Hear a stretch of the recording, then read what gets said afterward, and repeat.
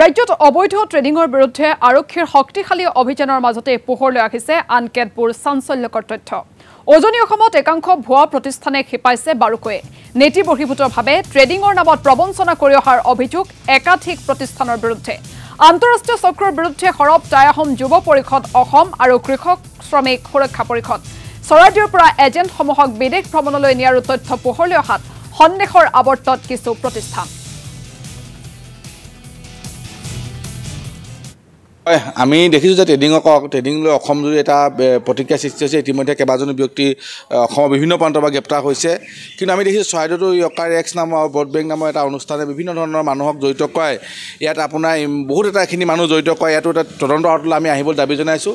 আৰু লগতে তেখেতলোকক আমি দেখিছোঁ যে বিদেশ ভ্ৰমণৰ পৰা আদি কৰি বিভিন্ন ধৰণৰ প্ৰমোদ ভ্ৰমণো কৰাইছে এজেণ্টবিলাকক।